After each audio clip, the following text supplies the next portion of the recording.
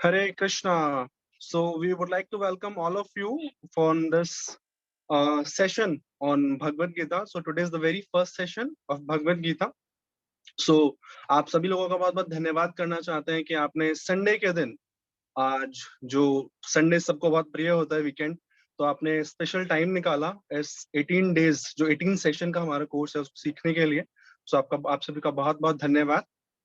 तो हमारे जो स्पेशल स्पीकर हैं आज, श्रीमान पवित्र हरि दास, उनके बारे में एक संक्षिप्त परिचय आपको बताना चाहेंगे।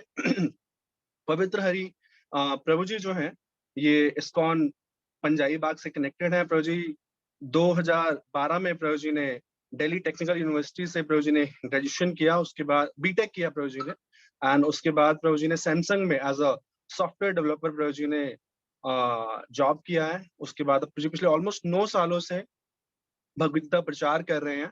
तो प्रभु जी पूरे भारत में ट्रैवल करते हैं और प्रभु जी बहुत सारे लोगों से कनेक्टेड हैं और प्रभु जी बहुत सारे यूथ को और कांग्रीगेशन डिवोटीज जो जैसे यंग कपल्स हैं या जो बच्चे हैं उनको भी बहुत अच्छे से प्रभु जी भगवद गीता का ज्ञान दे रहे हैं। तो आप सभी से निवेदन यह है कि आप प्रभु जी को बहुत ध्यान से सुनिए, ताकि आप, जैसे हम अपने जीवन में कंफ्यूज होते हैं जब चीजें आती हैं, जब सिचुएशंस आती हैं, ताकि हम इस भगवद गीता से कुछ लाभ उठा पाए और कुछ प्रिंसिपल्स अपने जीवन में अपना सके। सो हरे कृष्णा।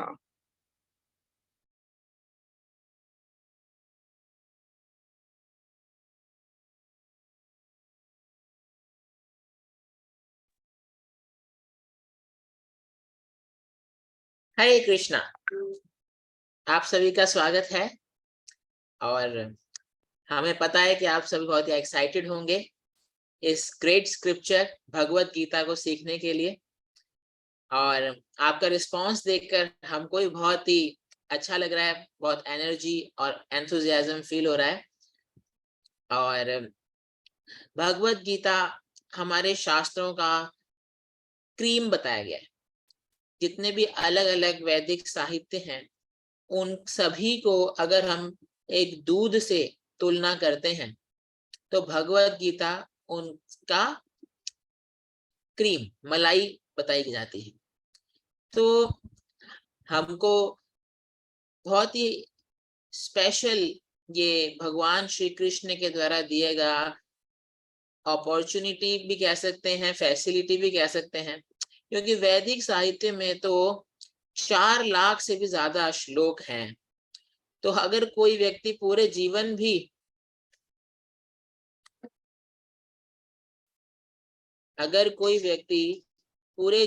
भी भगवत पूरे वैदिक साहित्य को पढ़ता रहे तो भी उसको वैदिक साहित्य कंप्लीट नहीं हो पाएगा।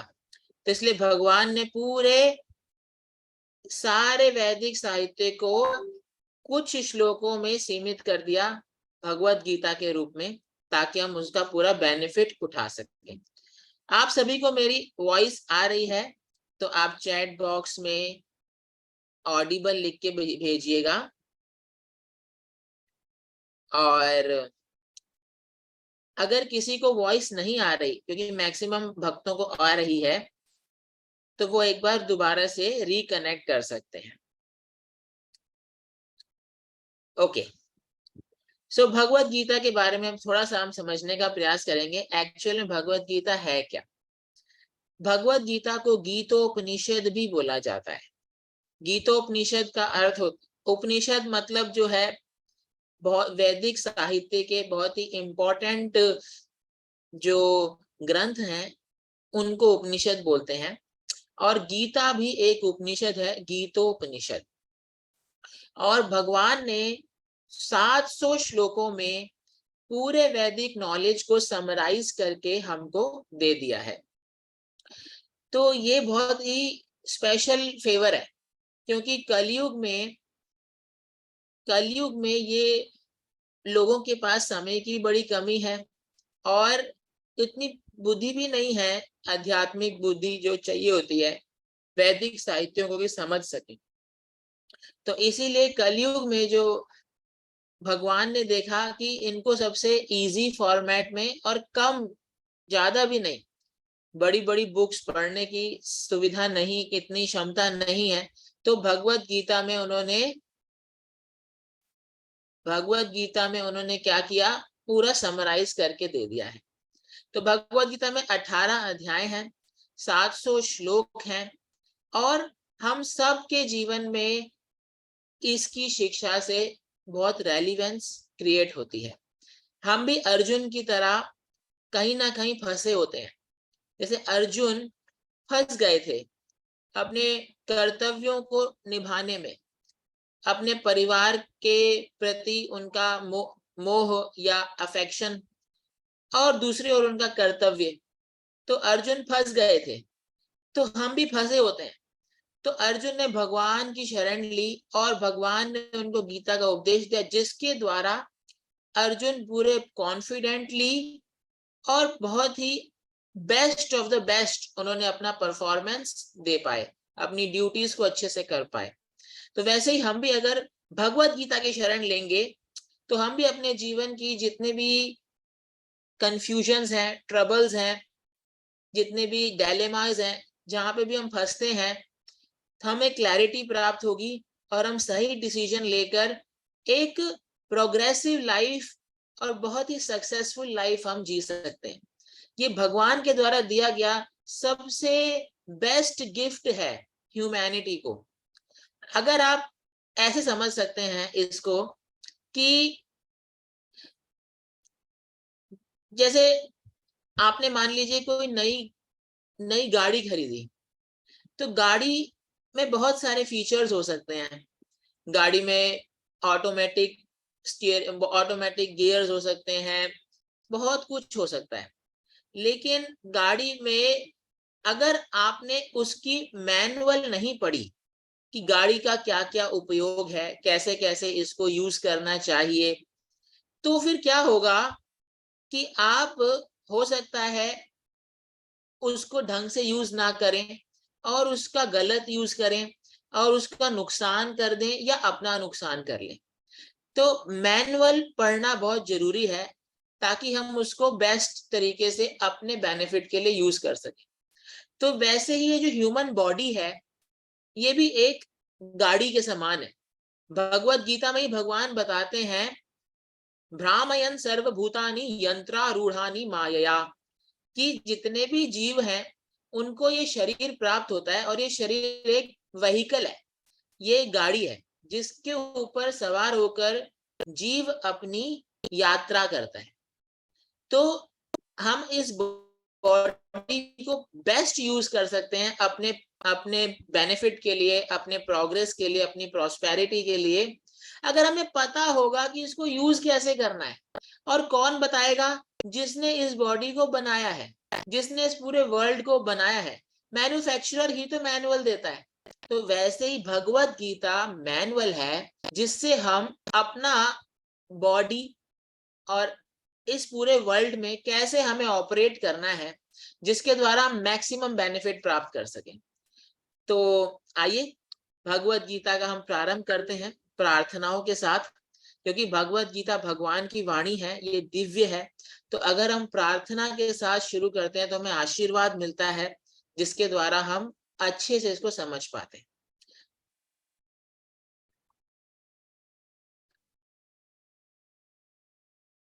तो आपकी स्क्रीन पर अभी कुछ श्लोक आएंगे, उनको आप हमारे साथ साथ दोहराने का प्रयास कीजिएगा।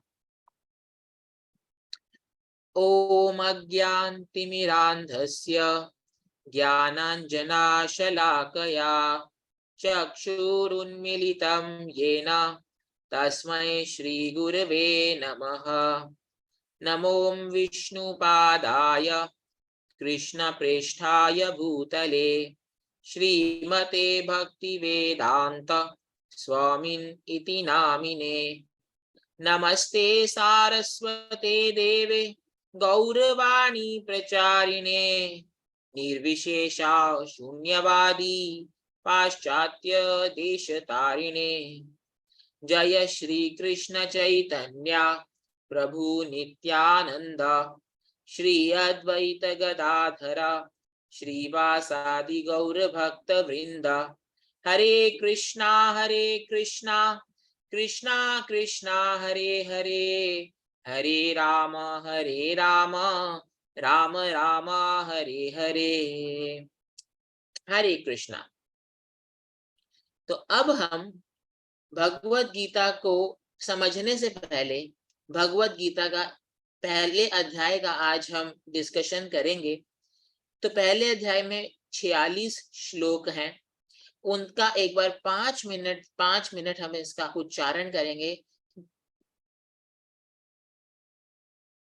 और उच्चारण से हमें इतना अच्छा महसूस होगा, इतनी हमें एम्पावरमेंट मिलेगी, क्योंकि ये भगवान की वाणी है, तब उसको हम अच्छे समझ पाएंगे। तो आप हमारे साथ साथ भगवत गीता को, आपकी स्क्रीन पर अभी चैप्टर 1 हम डिस्प्ले करेंगे, तो आप हमारे साथ साथ भगवत गीता को उच्चारण करने का प्रयास कर सकते हैं।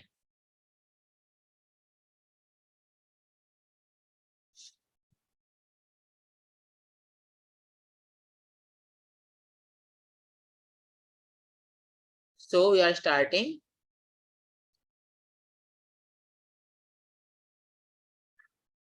हम सभी भगवत गीता का साथ में मिलके उच्चारण करेंगे अभी नेक्स्ट 5 मिनट्स में। भगवत गीता के चैप्टर 1 का। धृतराष्ट्रुवाच धर्मक्षेत्रे कुरुक्षेत्रे समवेतायुयुत्सवः मामका पाण्डवाश्चैव किम् अकुर्वत संजय।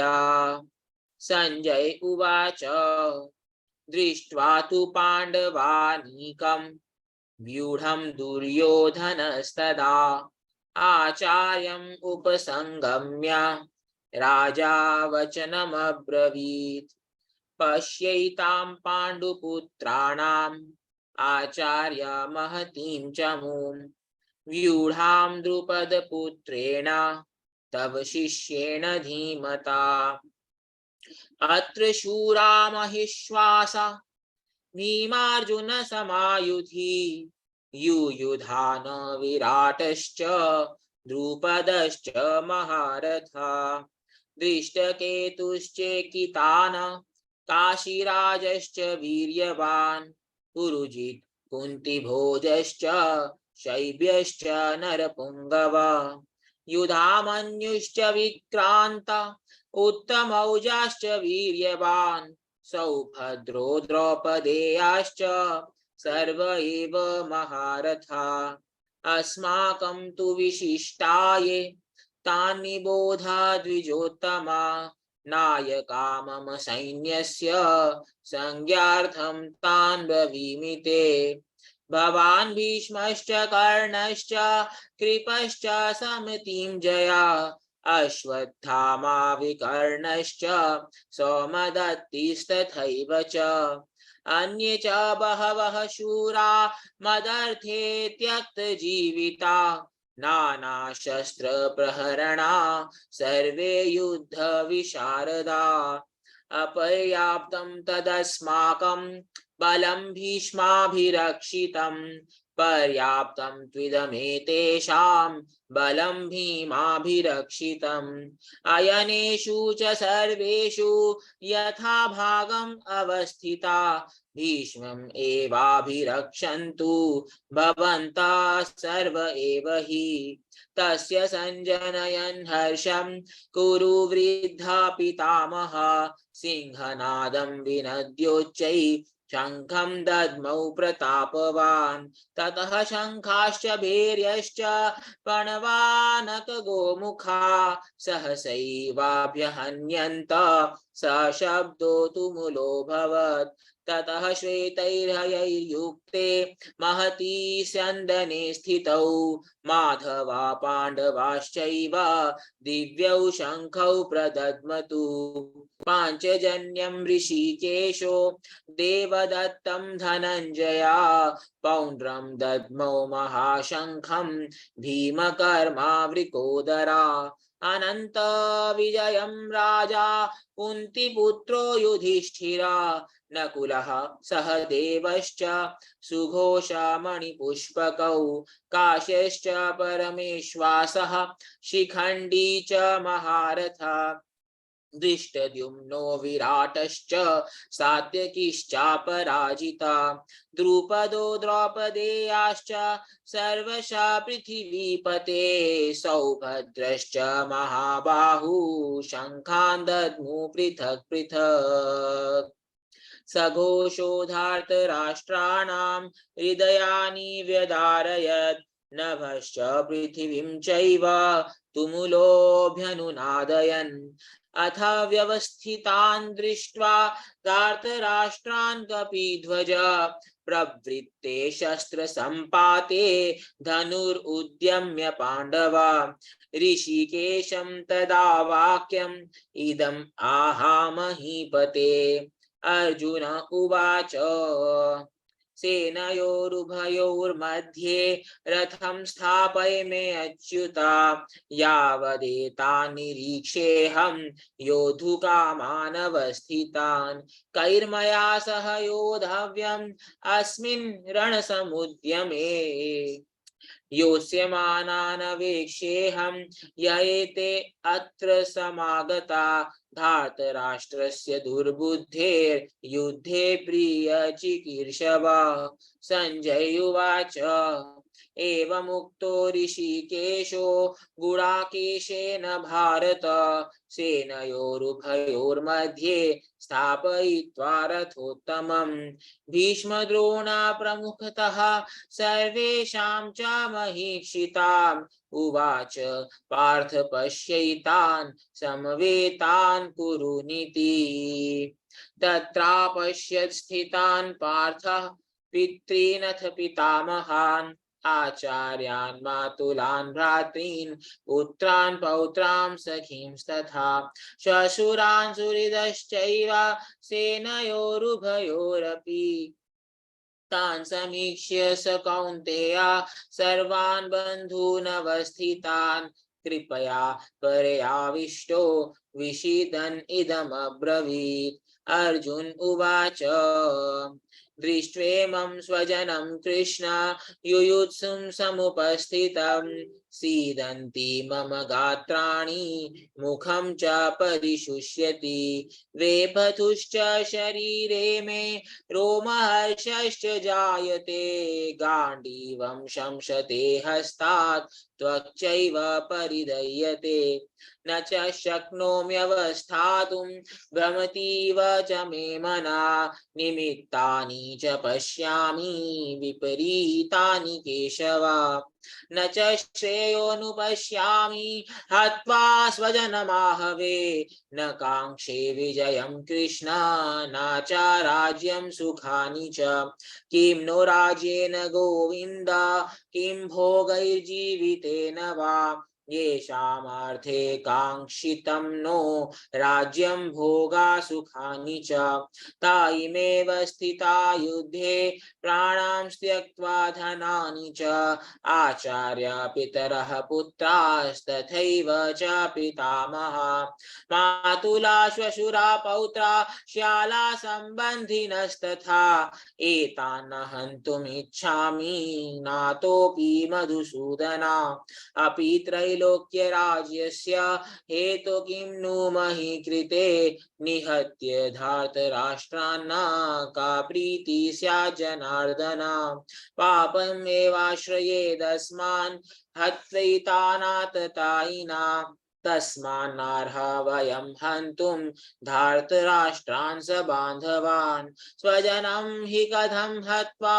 सुखिनः स्याम माधव यद्यप्येते न पश्यन्ति लोभोपहत चेतसा कुलक्षय कृतं दोषं मित्रद्रोहे च पातकं कथं न ज्ञेयमस्माभिः पापादस्मान् निवर्तितुं कुलक्षय कृतं दोषं प्रपश्यद्भिर्जनार्दन कुलक्षये प्रणश्यन्ति कुलधर्मा सनातना धर्मे नष्टे कुलं कृत्स्नम् अधर्मोऽभिभवत्युता अधर्माभिभवात् कृष्णात् प्रदुष्यन्ति कुलस्त्रिया स्त्रीषु दुष्टासु वार्ष्णेया जायते वर्णशङ्करा शङ्करो नरकायैव कुलज्ञानां कुलस्य च पतन्ति पितरो येषां लुप्तपिण्डोदकक्रिया दोषैरेतैः कुलज्ञानां वर्णशङ्करकारकैः उत्साद्यन्ते जातिधर्मा कुलधर्माश्च शाश्वता उत्सन्न कुलधर्माणां मनुष्याणां जनार्दना नरके नियतं वासो भवतीत्यनुशुश्रुमा अहो बत महत्पापं कर्तुं व्यवसिता वयं यत् राज्यसुखलोभेन हन्तुं स्वजनमुद्यता यदि माम प्रतीकारम् अशस्त्रं शस्त्रपाणया धार्तराष्ट्राधणे हन्युस्तन्मे क्षेमतरं भवेत् संजय उवाच एवमुक्त्वार्जुनः संख्ये रथोपस्थ उपाविशत् विसृज्य सशरं चापं शोकसंविघ्नमानसः हरे कृष्णा कृष्णा कृष्णा हरे हरे हरे राम राम राम हरे हरे हरे कृष्णा।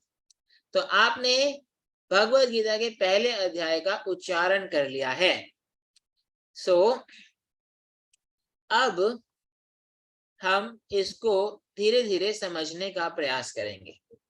थोड़ा सा बैकग्राउंड आप समझिए कि भगवद गीता कैसे शुरू होती है। आप सभी को पता है महाभारत के बारे में कि अर्जुन और अन्य पांडव जब वनवास से लौटते हैं तो अपने राज्य की मांग करते हैं, पर दुर्योधन उस मांग को अस्वीकार कर देता है और कहता है अगर आपको चाहिए तो युद्ध लड़िए। तो पहले शांति दूत के रूप में भगवान कृष्ण स्वयं जाकर 5 गांवों तक उनकी जो मांग है उसको छोटा करके 5 गांवों में ही समेट देते हैं कि ठीक है, हम युद्ध नहीं चाहते, युद्ध से बहुत विनाश होता है, तो केवल आप 5 गांव ही दे दीजिए, क्योंकि हम क्षत्रिय हैं तो हमारा कार्य है कि हम शासन करके अपना जीवन निभाएं। तो 5 गांव के लिए भी दुर्योधन मना कर देता है। वो इतना जिद पे होता है या इतना उसके अंदर द्वेष होता है कि वो युद्ध ही चाहता है। फिर अब ये सब जब हो जाता है, डिसाइड कि युद्ध होगा, तो कुरुक्षेत्र की युद्ध भूमि पर दोनों सेनाएं इकट्ठी हो जाती हैं और फिर जाके भगवत गीता का ये डायलॉग शुरू होता है। ये भगवत गीता के 18 अध्याय महाभारत के भीष्म पर्व में चैप्टर नंबर 25 से लेके 42 में आते हैं और भगवत गीता को बताया जाता है गीता महात्म्य में भारतामृत सर्वस्वं विष्णुवक्त्राद्विनिश्रितं गीता गंगोदकं पीत्वा पुनर्जन्म न विद्यते, कि जितने भी महाभारत है उसका अमृत है। महाभारत में बहुत सारे चैप्टर हैं, बहुत बड़ा ग्रंथ है, 3 लाख से अधिक उसके अंदर श्लोक हैं। तो उसका मथा हुआ अमृत ये भगवत गीता है। इसको अगर हम पी लेते हैं तो हम जन्म मृत्यु के जो चक्रव्यूह है उससे मुक्त हो जाएंगे। आज का हमारा सेशन हम बिगिन करते हैं अभी।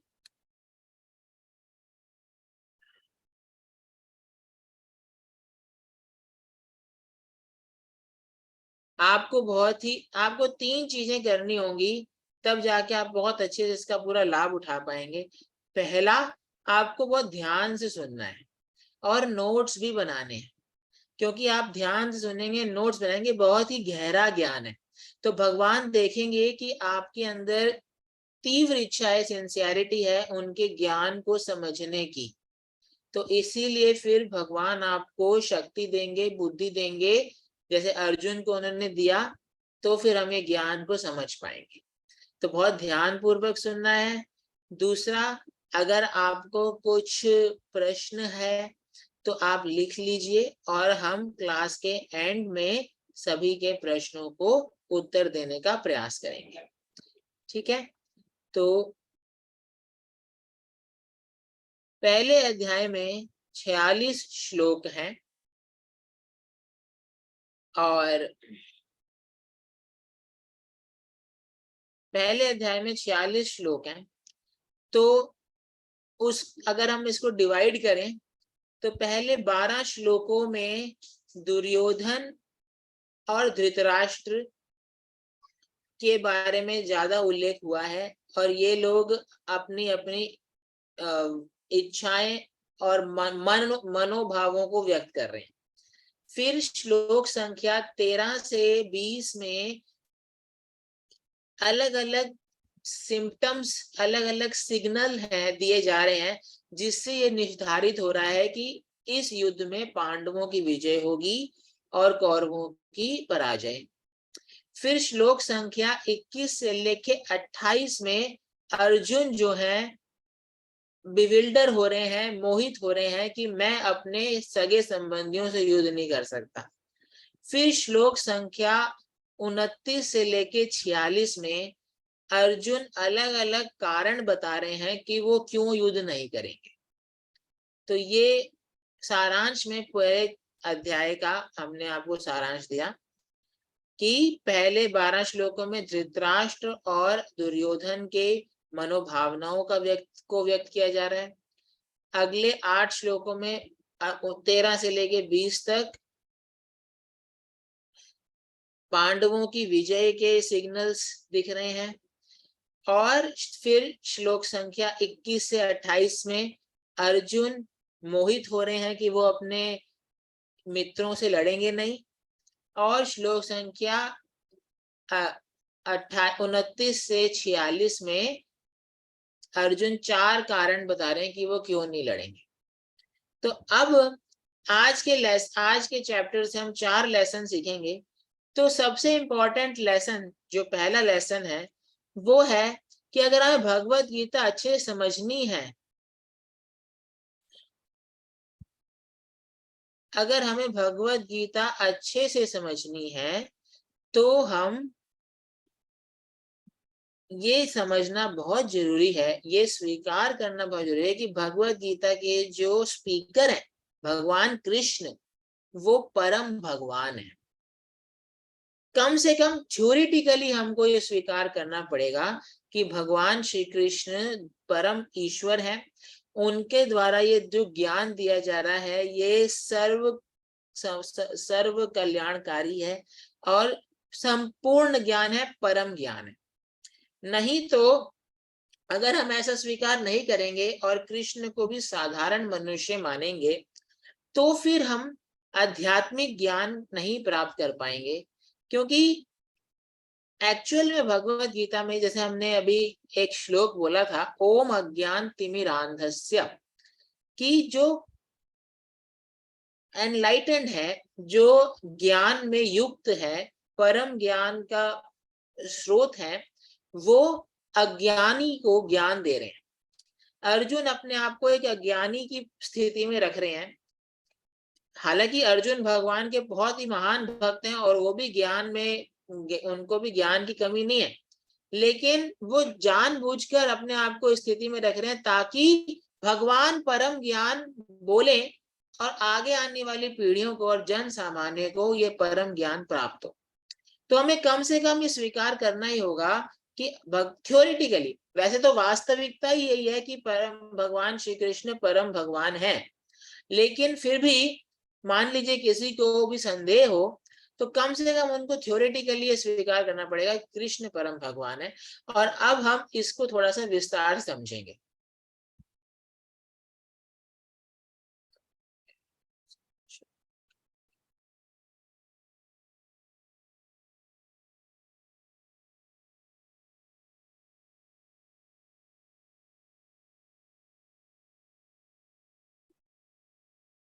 तो ये एक श्लोक है ब्रह्म संहिता से, आप हमारे साथ साथ दोहराने का प्रयास कर सकते हैं ईश्वरा परमा कृष्णा सच्चिदानंद विग्रह अनादिरादिर गोविंद सर्व कारण कारणम। इस एक श्लोक से हम समझेंगे कि कृष्ण की क्या स्थिति है। ब्रह्मा जी कह रहे हैं कि ईश्वरा परमा कृष्णा। ईश्वर शब्द का अर्थ होता है कंट्रोलर, जो किसी चीज को नियंत्रित करे। तो हर कोई हम में से किसी ना किसी चीज को नियंत्रित करता ही है, और सबसे पहले हम अपने शरीर को कंट्रोल करते हैं। तो हम भी ईश्वर हैं, लेकिन परमा ईश्वर कौन है? वो जिसके ऊपर कोई और ईश्वर ना हो। हम किसी चीज को कंट्रोल कर रहे हैं, लेकिन हम भी किसी के द्वारा कंट्रोल किए जा रहे हैं। परंतु परम ईश्वर वो होता है जो सबको कंट्रोल करता है, लेकिन उसको कोई कंट्रोल नहीं करता, वो सभी से ऊपर होता है।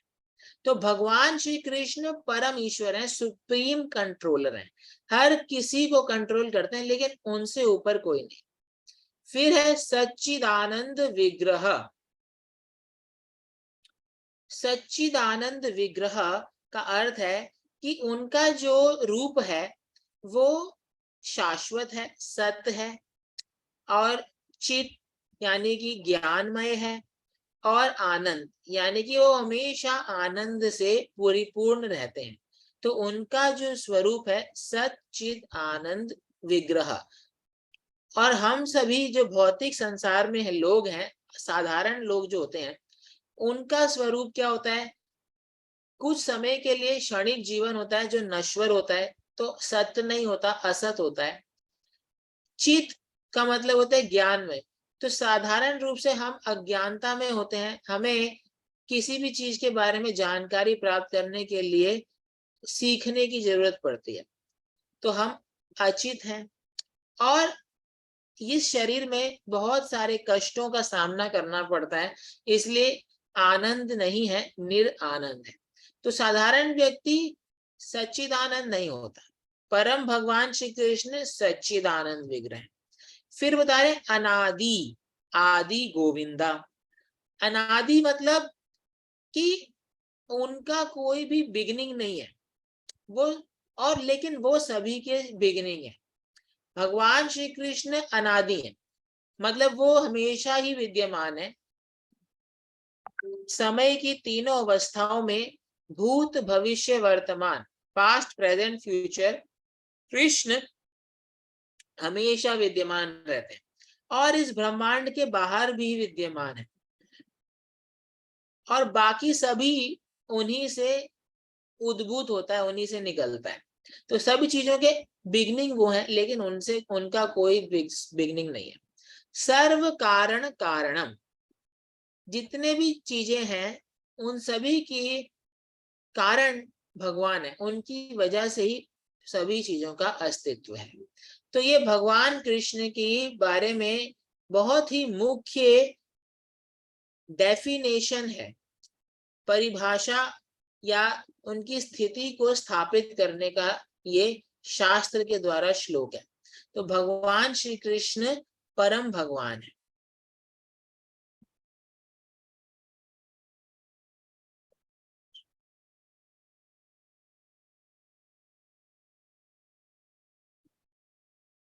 अब हम देखेंगे कि कैसे भगवान के जन्म और उनकी क्रियाएं उनकी भगवत्ता या सुप्रीमेसी को दर्शाती है। भगवत गीता के 4थे अध्याय के 9वें श्लोक में भगवान कह रहे हैं, जन्म कर्म च मे दिव्यम एवं यो वेति तत्वता त्यक्त्वा देहं पुनर्जन्मा नेति मामेति सो अर्जुना। जो भी व्यक्ति ये समझ जाता है कि भगवान का जन्म और कर्म ऑर्डिनरी नहीं है, दिव्य है, साधारण नहीं है, दिव्य है, और ऐसा वो तत्व समझ जाता है, वास्तविकता में समझ जाता है, तो वो जन्म मृत्यु के चक्कर से मुक्त हो जाएगा और भगवान के धाम को प्राप्त करेगा। तो कोई नॉर्मल व्यक्ति ये नहीं कह सकता कि मेरा जन्म और मेरा कर्म दिव्य है, वो केवल भगवान ही कह सकता। और कैसे भगवान का जन्म दिव्य है वो हम देख सकते हैं कि कैसे भगवान का जब जन्म होता है तो वो चतुर्भुज विष्णु के रूप में प्रकट होते हैं कंस के कारागार में, और अपने माता पिता को बोलते हैं। कभी एक पैदा हुआ बच्चा बोल नहीं पाता, और भगवान के ऊपर सुंदर सुंदर अलंकार सजे हुए हैं, शंख चक्र गदा पद्म मुकुट वैजंती माला, इतना सुशोभित बालक। पहले विष्णु मूर्ति का दर्शन होता है, फिर भगवान एक बालक बन जाते हैं और आगे का प्लान बताते हैं कि मुझे यहाँ से लेके जाओ, गोकुल में छोड़ो पूरा। ऐसा कोई साधारण बच्चे का जन्म नहीं होता। ये ही अपने आप में प्रमाण है कि भगवान का जन्म दिव्य है, कोई ऑर्डिनरी जन्म नहीं।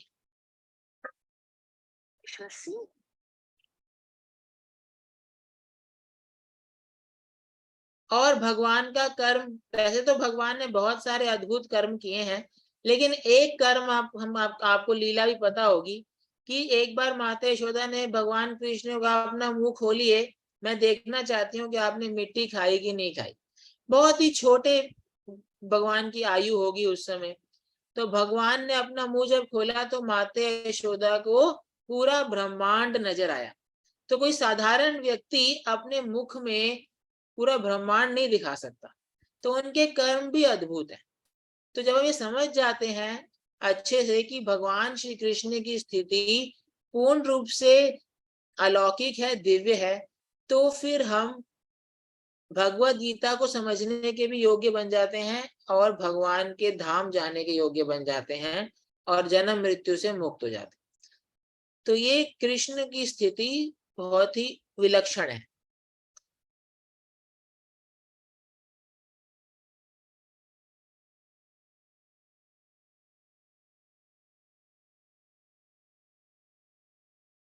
अब हम भगवान शब्द का अर्थ समझेंगे। भग मतलब होता है ऐश्वर्य, और वान मतलब जो उसको पोजेस करता है। तो जैसे आप बोलेंगे धनवान, अगर किसी के पास बहुत सारा धन है तो उसको धनवान बोला जाएगा। अगर किसी के पास बहुत सारा विद्या है तो उसको विद्यावान बोला जाएगा। बहुत सारे गुण हैं तो गुणवान बोला जाएगा। तो जो चीज को व्यक्ति पोजेस करता है वो बन जाता है उसका। तो वैसे ही किसी को अगर बहुत सारा भग है, भग मतलब ऐश्वर्य है, तो उसे भगवान बोला जाएगा। तो भग का अर्थ क्या है? ऐश्वर्य। 6 प्रकार के ऐश्वर्य होते हैं: सुंदरता, बुद्धिमता मतलब ज्ञान, बल और धन और कीर्ति और वैराग्य। 6 ऐश्वर्य होते हैं। और क्या होता है कि अगर कोई एक भी ऐश्वर्य किसी के पास होता है ना, तो दूसरे सभी व्यक्ति उससे आकर्षित होते हैं। अगर कोई बहुत धनवान है तो लोग आकर्षित होंगे, अगर कोई बहुत ही बुद्धिमान है तो भी लोग आकर्षित होंगे, अगर कोई बहुत बलवान है तो भी लोग आकर्षित होंगे, अगर कोई बहुत ही फेमस है तो भी लोग आकर्षित होते हैं, अगर कोई व्यक्ति बहुत ज्यादा वैराग्य में स्थित है तो भी लोग आकर्षित होते हैं। तो ये 6 ऐश्वर्य हैं जिसकी वजह से लोग आकर्षित होते हैं। तो भगवान वो हैं जो असीमित मात्रा में इन सभी ऐश्वर्यों को रखते हैं। उनके पास असीमित सौंदर्य है, असीमित धन है, असीमित उनका बल है, असीमित उनकी ज्ञान है, असीमित है उनका वैराग्य भी असीमित है। तो ये सब जब भगवान के असीमित होते हैं, किसी के पास थोड़ा सा भी होता है तो भी वो आकर्षक बन जाता है। भगवान वो है जो इनके पास ये सभी चीजें असीमित मात्रा में होती हैं। तो ये भगवान शब्द का अर्थ है, और इसकी डेफिनेशन विष्णु पुराण में आती है: ऐश्वर्यस्य समग्रस्य वीर्यस्य यशसा श्रिया ज्ञान वैराग्यश्चैव शन्नं भाग इति गणा। जो हमने अभी आपको हिंदी में बताया, यह संस्कृत का श्लोक, उसी का मतलब संस्कृत का ये श्लोक है। जैसे कि यहाँ पे भी आप देख सकते हैं ये 6 के 6 ऐश्वर्य हैं। सुंदरता मतलब ब्यूटी, बल मतलब स्ट्रेंथ, भगवान ने गोवर्धन पर्वत उठाया। नॉलेज मतलब भगवान ने जैसे भगवत गीता का इतना सनातन ज्ञान अर्जुन को दिया। और कीर्ति, भगवान बहुत ही सब जगह भगवान कृष्ण की ख्याति है।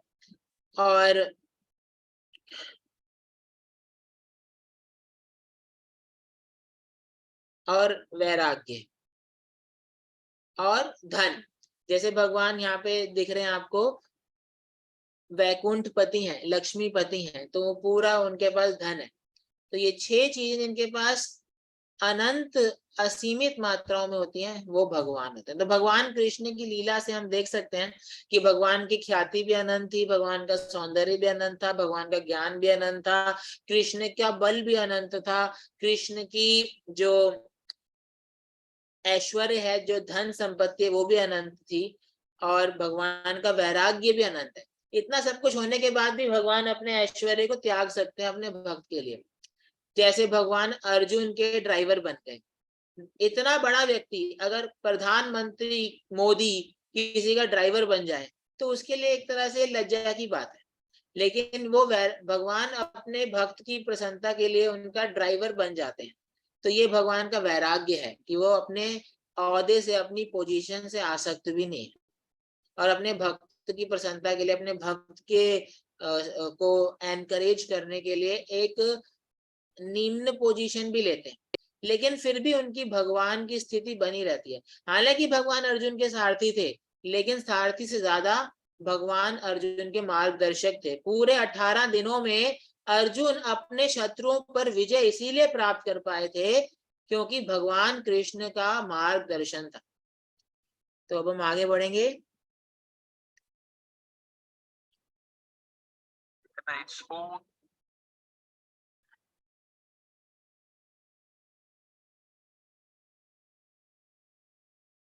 अब हम ये देखेंगे कि जितने भी बड़े बड़े महान आचार्य हैं, केवल ये हम नहीं कह रहे कि परम भगवान श्री कृष्ण है, बड़े बड़े आचार्य भी भगवान कृष्ण की सुप्रीमेसी को स्वीकार करते हैं।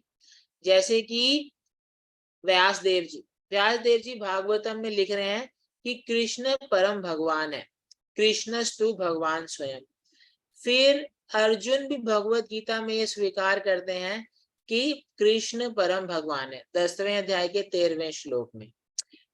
और फिर मध्वाचार्य जी जिन्होंने पूरा उडुपी कृष्ण जो भगवान के विग्रह हैं उनकी सेवा पूजा की थी, वो भी इतने महान आचार्य हैं, पूरे वेदों के ज्ञाता हैं, वो भी कृष्ण को परम भगवान स्वीकार करते हैं।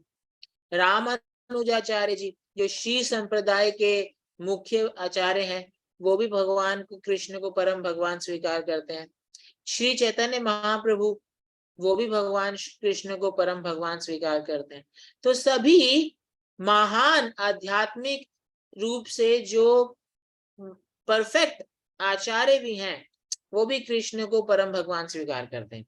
तो जब हम भगवान कृष्ण की स्थिति को समझ जाएंगे तो उनके द्वारा दिया गया ज्ञान जो है समझने के हम योग्य बन पाएंगे।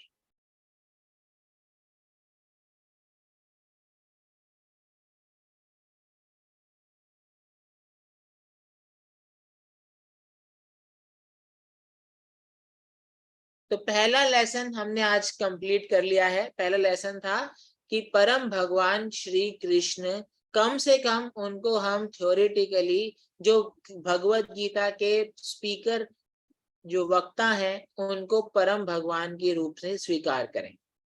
अब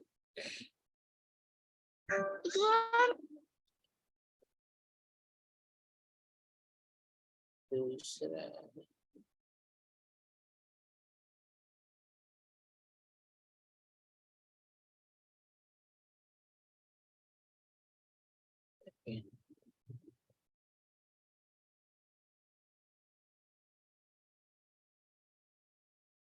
तो अब जो है दूसरा लेसन हम सीखेंगे कि अगर हमारे पक्ष में भगवान है तो बाकी जितनी भी भौतिक क्षमताएं हैं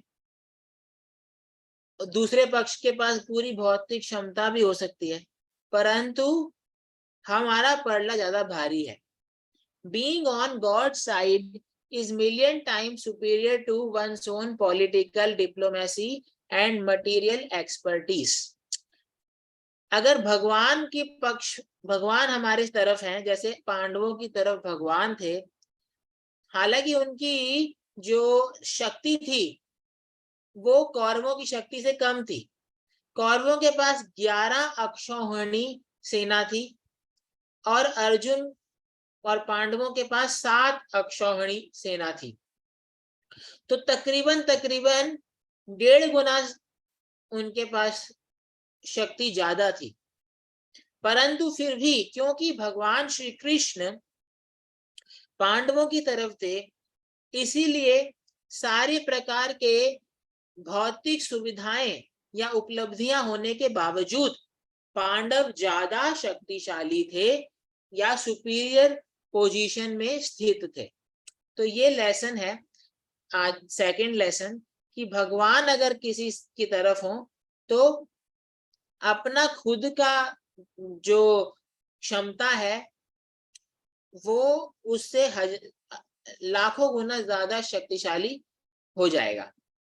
मतलब एक तरफ अगर केवल अपनी क्षमताएं हैं, बहुत ही बुद्धिमान है, क्लेवर है पॉलिटिकली और भौतिक रूप से, जैसे दुर्योधन था, और कोई दूसरी ओर इतना भौतिक रूप से नहीं भी है शक्तिशाली, परंतु कृष्ण उसकी तरफ है, तो उसकी स्थिति लाखों गुना ज्यादा अच्छी है। आगे जाके आप ये श्लोक सीखेंगे, आप याद भी कर सकते हैं। जयस्तु पांडु पुत्राणाम येषाम पक्षे जनार्दना, कि भगवान श्री कृष्ण जनार्दन जिनकी तरफ थे पांडव, तो उनकी विजय निश्चित थी। हालांकि पांडवों की स्थिति कौरवों की स्थिति से भौतिक रूप से कमजोर भी थी, लेकिन फिर भी वो उनकी विजय निश्चित थी क्योंकि भगवान उनकी तरफ थे। तो अब ये 26 श्लोकों में ये हम सीखेंगे। तो पहले श्लोक में जो कि धृतराष्ट्र बोल रहे हैं, धर्म क्षेत्र धृतराष्ट्रवाच धर्म क्षेत्रे कुरुक्षेत्रे समवेतायुयुत्सवा मामका पांडवाश्चैव किम अकुर्वत संजया। धृतराष्ट्र शुरू कर रहे हैं कि हे संजय, संजय जो है धृतराष्ट्र को पूरा लाइव टेलीकास्ट बता रहे हैं। संजय पूरा देख पा रहे हैं कुरुक्षेत्र में हो क्या रहा है, और महल में बैठे धृतराष्ट्र को सारा वो लाइव न्यूज टेलीकास्ट कर रहे हैं। तो धृतराष्ट्र को बोला संजय ने, संजय को धृतराष्ट्र ने बोला कि जो कुरुक्षेत्र है वो धर्म का क्षेत्र है और वहां पर मेरे पुत्र और पांडव एकत्रित हो गए हैं अपनी अपनी सेनाओं को लेकर। तो उन्होंने क्या किया? तो धृतराष्ट्र ने ऐसा प्रश्न पूछा क्यों? क्योंकि अगर कोई युद्ध भूमि में सेना लेके एकत्रित हुआ है तो नेचुरली युद्ध करेगा। जैसे कि अगर मैं आपके समक्ष बोलूं कि आपके समक्ष मैंने भोजन की थाली रख दी है, तो फिर ये पूछना नहीं बनता कि आपने क्या किया, नेचुरली आपने खाया। तो वैसे ही ये प्रश्न क्यों पूछ रहे हैं? ये तो नेचुरल सी बात है कि युद्ध होगा, इसलिए पूछ रहे हैं क्योंकि धृतराष्ट्र नहीं चाहते थे कि पांडवों की विजय हो। धृतराष्ट्र चाहते किसी भी तरीके से उसका पुत्र जीते और वो ही सम्राट बने। तो जब धर्म क्षेत्र शब्द यूज कर रहे हैं, तो जो कुरुक्षेत्र है वो धार्मिक क्षेत्र है। वहां पे बहुत सारे ऋषि मुनि यज्ञ करते थे और धर्म की स्थापना करते थे। तो क्योंकि पांडव धर्म परायण थे, तो निश्चित रूप से जो स्थान है उनके अनुकूल हो सकता था। तो इसकी भी एक चिंता थी उनको। फिर वो कह रहे हैं कि किम अकुर्वत, क्या किया? क्योंकि वो चाहते थे कि भाई इन दोनों के बीच में कोई ऐसा ना हो कि कॉम्प्रोमाइज हो जाए कि चलो जी ठीक है, दोनों के, जो कि धर्म क्षेत्र है, तो मान लो दुर्योधन का मन भी पीसफुल हो जाए, पैसिफाई हो जाए और बोले ठीक है आधा आधा कर लेते हैं, छोड़ो क्या युद्ध करना, युद्ध में बहुत लोगों की जान की बाजी लग जाएगी, तो हमें युद्ध नहीं करना, आधा आधा कर लेते हैं और कॉम्प्रोमाइज कर लेते हैं। तो धृतराष्ट्र कॉम्प्रोमाइज भी नहीं चाहता था और धृतराष्ट्र ये भी नहीं चाहता था कि पांडवों को एडवांटेज मिले धर्म क्षेत्र होने की। तो इसीलिए सारा वो प्रश्न पूछ रहा था, कहीं उन्होंने कॉम्प्रोमाइज तो नहीं कर लिया, कहीं पांडवों को एडवांटेज तो नहीं मिल रही, इत्यादि इत्यादि इत्यादि। क्योंकि धृतराष्ट्र चाहता था कि पांडव हट जाएं रास्ते से और उनका पुत्र सम्राट बने। अब जब धृतराष्ट्र ने ये प्रश्न पूछा संजय से, तो अब संजय अगले 12 श्लोकों में बताएंगे दुर्योधन की चतुराई, कि कैसे दुर्योधन कितना चतुर है, कितना पॉलिटिकल और डिप्लोमेटिक है, जिससे कि वो अपनी पूरी की पूरी सेना को और सेना के लीडर्स को कंडक्ट कर रहा है और उनको एनकरेज कर रहा है, एंथूज कर रहा है कि वो युद्ध करें उसके लिए। तो वो द्रोणाचार्य को पहले तो थोड़ा सा फटकार रहा है कि आपने पांडवों को सिखाया युद्ध करना, आज वो आप ही के समक्ष खड़े हैं, और बताया कि जो धृष्टद्युम्न था वो आपकी मृत्यु के लिए जन्म लिया था, लेकिन उसको भी आपने शिक्षा दे दी, आज वो हमारा दुश्मन बन के खड़ा है।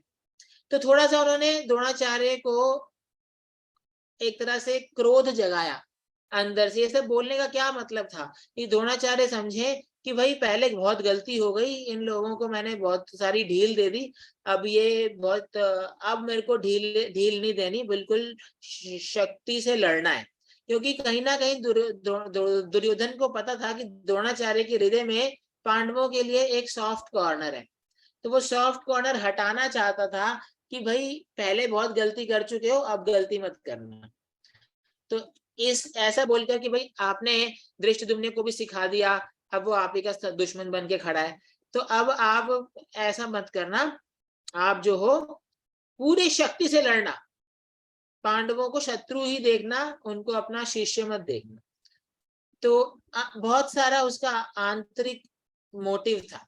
फिर वो अब बता रहे दूसरी तरफ सेना में कौन कौन है, बहुत सारे अलग अलग जितने भी योद्धा थे पांडवों की सेना में, अत्र शूरा महेश्वासा भीमार्जुन समायुधि युयुधानो विराटश्च द्रुपदश्च महारथा दृष्टकेतुश्चेकितानाकाशिराजश्च वीर्यवान् पुरुजित् कुन्तिभोजश्च शैब्यश्च नरपुङ्गवा युधामन्युश्च हाँ, तो वो सब ये बता रहे हैं यहाँ पे कि इनके पास भाई कोई साधारण आर्मी नहीं है। आपको लग रहा है वो 7 अक्षौहिणी है, हम तो 11 हैं, हम तो हरा देंगे, भाई इनको आप लाइटली मत लो, बहुत अच्छे अच्छे वीर हैं ये, अर्जुन और भीम जितने ही शक्तिशाली लोग हैं।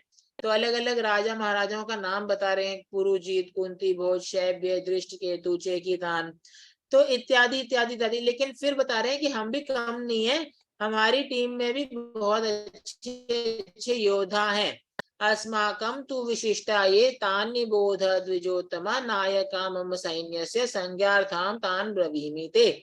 कि भाई ऐसा हो जाता है ना कि अगर ज्यादा ही गुणगान कर दिया शत्रु का, तो वो एनकरेज या शत्रु के प्रति सजग और पूरा सीरियस होने की बजाय हतोत्साहित हो जाए, भाई हमारे बस की बात ही नहीं है।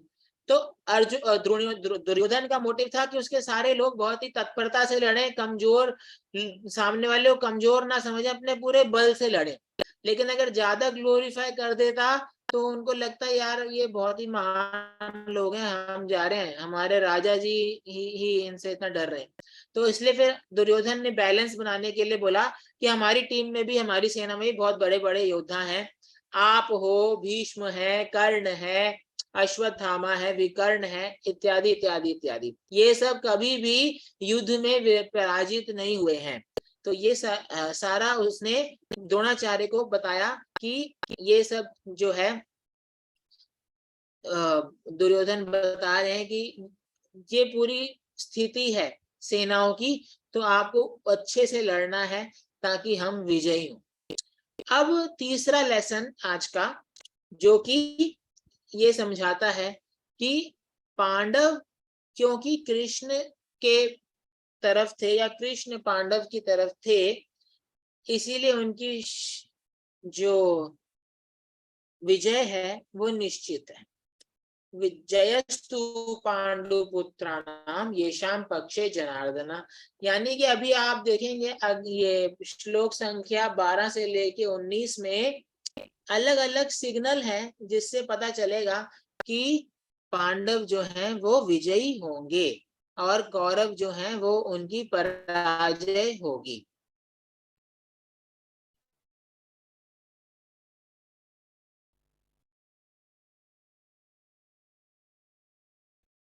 तो यहाँ पर अर्जुन का जो बहुत सारी चीजों के बारे में बताया जा रहा है। ततः श्वेतैर्हयैर्युक्ते महती स्यन्दने स्थितौ माधवा पाण्डवाश्चैव दिव्यौ शङ्खौ प्रदद्मतु।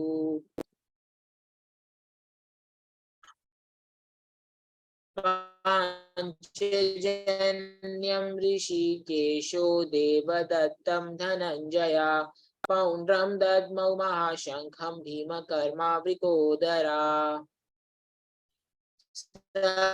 घोषोधार्तराष्ट्राणां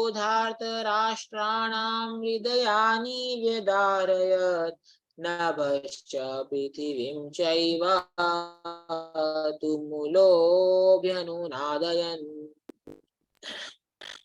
अथ व्यवस्थितान् दृष्ट्वा धार्तराष्ट्रान् कपिध्वजा प्रवृत्ते शस्त्रसम्पाते धनुरुद्यम्य पाण्डवा। ऋषिकेशं तदा वाक्यम् इदमाहा महीपते। तो इन 6-7 श्लोकों में ये समझ में आ रहा है कि पांडवों की विजय होगी। पहले जब पांडव लोगों ने अपने अपने शंखों को बजाया तो क्या होता है कि पहले कौरव लोगों ने अपने अपने शंखों को बजाया तो अच्छा बजाया, बहुत ज्यादा ध्वनि हुई, लेकिन पांडवों की साइड पे किसी को कोई डर नहीं लगा।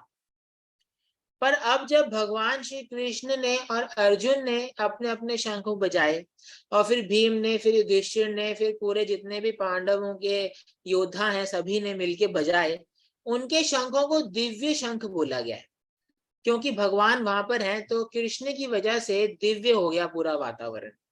और जब वो शंखनाद होता है तो सामने वाली जो कौरवों की सेना है उसके दिल टूट जाते हैं। पांडवों के दिल नहीं टूटे थे, उनको कोई डर नहीं लगा जब उन्होंने शंख बजाया, लेकिन जब इन्होंने शंख बजाया तो उनके दिल टूट जाते हैं। शैटर्ड हृदयानि व्यदारयत्। तो ये पहला सिग्नल है कि पांडवों की विजय होगी और कौरवों की पराजय होगी। फिर कह रहे हैं क्योंकि वहां पे माधव है, कृष्ण है। माधव का अर्थ होता है जो कि सौभाग्य की देवी लक्ष्मी के पति हैं। जहां कृष्ण है वहां सौभाग्य है, तो जहां सौभाग्य है वहां विजय है। तो क्योंकि कृष्ण वहां है इसलिए उनकी विजय निश्चित है। जयस्तु पांडुपुत्राणाम येषां पक्षे जनार्दन। फिर कपिध्वज, अर्जुन के जो रथ है उसके ऊपर जो पताका है वो उस पे हनुमान जी है। तो हनुमान जी का होना क्या है, विजय का सिग्नल है, क्योंकि हनुमान जी ने पहले भगवान राम जी के लिए भी युद्ध लड़ा था और भगवान राम की सेवा करते हुए युद्ध को जीतने में वो सहायक हुए थे। तो अब हनुमान जी अर्जुन के रथ पे सवार हैं कपिध्वज के रूप में। तो हनुमान जी भी सिग्नल दे रहे हैं कि अर्जुन की विजय होगी। तो ये बहुत सारे अलग अलग सिग्नल्स मिल रहे हैं भगवद गीता के पहले अध्याय में ही कि अगर कृष्ण की को आप अपने जीवन में स्वीकार कर लेते हैं तो चाहे आप कितनी विकट परिस्थिति में हो, अंत में आपकी विजय ही आप ही की निश्चित है। तो इसलिए हमको इससे ये सीखना चाहिए कि कौरव जो है और पांडव जो है, कौरवों को आप ऐसे लोगों से तुलना कर सकते हो जो भौतिकतावादी हैं, जो भगवान में विश्वास नहीं करते। क्षमा कीजिएगा। और पांडवों को आप ऐसे समझ सकते हो जो भगवान के भक्त हैं, जो अध्यात्मवादी हैं, जो भगवान में विश्वास करते हैं। तो जब हम आध्यात्मिक हो जाते हैं तो हमारा जीवन में कल्याण ही कल्याण होता है, विजय विजय होती है, समृद्धि ही समृद्धि होती है। तो ये इन श्लोकों की शिक्षा है। अब सबसे लास्ट का जो आज का अध्याय का आखिरी लेसन है वो है अर्जुन के द्वारा दिए गए कारण, क्यों मैं युद्ध नहीं करूंगा। क्योंकि अर्जुन बहुत बड़े हीरो थे, अर्जुन इतने महान से धनुर्धर थे या वीर थे, योद्धा थे कि इवन शिवजी भी उनके युद्ध से प्रसन्न हुए थे और पाशुपत अस्त्र दिया था। सारे देवी देवता भी उनके युद्ध कौशल से प्रसन्न होकर उनको बहुत सारे अस्त्र देते हैं। गुरु द्रोणाचार्य भी उनको सर्वश्रेष्ठ धनुर्धर स्वीकार करते हैं। तो अर्जुन के बारे में बताया जाता है कि जैसे कोई पुरुष किसी सुंदर स्त्री को देखकर स्वाभाविक रूप से आकर्षित होता है, वैसे ही अर्जुन युद्ध का नाम सुनकर स्वाभाविक रूप से आकर्षित होते थे। अर्जुन को अगर युद्ध की अपॉर्चुनिटी मिलते थे तो वो बहुत खुश होते थे और बिल्कुल भी भागना तो सोचते ही नहीं थे, उस युद्ध को करने की इच्छा रखते थे। जो सभी के एक तरह से रोल मॉडल, वो क्यों अपना युद्ध करने से मना कर रहे हैं? Why did great hero and Krishna devotee Arjuna put his bow down refusing to fight? तो ये चौथा अध्याय है, इसमें अर्जुन हमको 4 कारण देंगे कि वो क्यों युद्ध नहीं करना चाहते।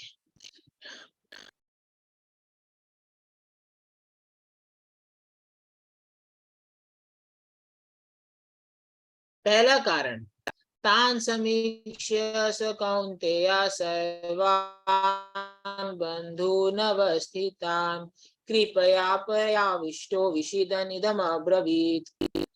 तो ये 4 कारण हैं। पहला जो 28 से 30 श्लोक में हमको मिलता है कि अपने जो सगे संबंधी हैं उनसे उनको बहुत आकर्षण है, उनके प्रति उनका बहुत प्रेम भाव है, दया भाव है, तो वो उनसे लड़ना नहीं चाहते। जब उन्होंने भीष्म को देखा, द्रोण को देखा, जिन्होंने उनको बचपन से पाल पोस के बड़ा किया है, तो उनसे युद्ध करने की उनकी कोई भी इच्छा नहीं हो रही है।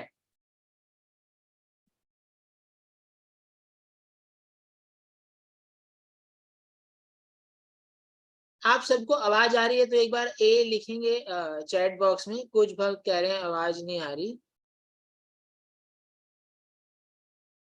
ओके, सबको आ रही है, थैंक यू। तो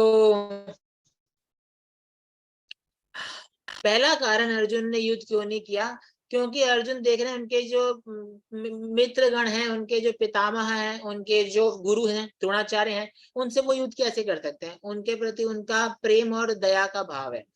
दूसरा, उनको लग रहा है कि अगर हमने युद्ध किया और इन सब लोगों का विनाश हो गया तो हम अकेले पड़ जाएंगे, अकेले हम क्या भोगेंगे। मान लो पूरा राज्य मिल भी गया, पूरा साम्राज्य मिल गया, पूरा धन संपत्ति मिल गई, पूरा सब कुछ हो गया, पर हम अकेले ही हैं तो हम क्या युद्ध में क्या हम एंजॉय करेंगे। जनरली अगर हम कुछ जीतते हैं या कुछ हम जीवन में सक्सेसफुल होते हैं तो हम अपने परिवार वालों के साथ उसको एंजॉय करते हैं, पार्टी करते हैं। तो पार्टी करने के लिए नहीं कोई बचेगा, तो एंजॉयमेंट ही नहीं होगी हमारी। फिर बता रहे हैं कि अब हम इनको युद्ध कर में मारेंगे, युद्ध में हम इनको वध करेंगे तो सिंफुल रिएक्शन लगेगा, हमको पाप लगेगा। और फिर बता रहे हैं कि भाई ठीक है, इतने सारे योद्धाओं का यहाँ वध हो जाएगा तो जितने भी घर हैं वो सूने पड़ जाएंगे, जितनी भी स्त्रियां हैं विधवा हो जाएंगी। तो फिर जब स्त्रियां विधवा हो जाएंगी और कोई उनकी रक्षा के लिए नहीं होगा तो फिर समाज में व्यभिचार होगा, स्त्रियों की रक्षा नहीं होगी और फिर व्यभिचार होगा और जितना भी कुल है, फैमिली है, वो सब विनाश हो जाएगी। तो 4 कारण अर्जुन यहाँ दे रहे हैं कि क्यों जो है वो युद्ध नहीं करना चाहते। 28 से 30 श्लोक में बता रहे हैं ये मेरे अपने लोग हैं, इनसे मैं युद्ध कैसे करूं। उनसे उनका दया और प्रेम का भाव है। फिर 31 से 35 श्लोक में बता रहे हैं कि हम अगर जीत भी गए तो हम सुखी कैसे रहेंगे, एंजॉयमेंट कैसे करेंगे, क्योंकि हमारे अकेले ही होंगे, हमारा कोई साथ तो होगा नहीं एंजॉय करने के लिए। तीसरा कारण बता रहे हैं कि हमें पाप लगेगा 36 से 38 श्लोक में, और 39 से 43 नंबर श्लोक में बता रहे हैं कि हमारा जो कुल है उसका विनाश हो जाएगा, और जितनी भी स्त्रियां हैं वो उनका रक्षा नहीं होगी, तो इस प्रकार से समाज का विनाश हो जाएगा, और वर्ण शंकर जनता आएगी, ऐसी जनता आएगी जो कि किसी प्रकार से समाज के लिए बेनिफिशियल नहीं है और समाज के ऊपर बोझ है। और फिर 5वां कारण और अर्जुन देंगे, वो दूसरे अध्याय में देंगे कि मैं क्यों नहीं लड़ रहा, वो है अनिर्णय, अनिश्चितता।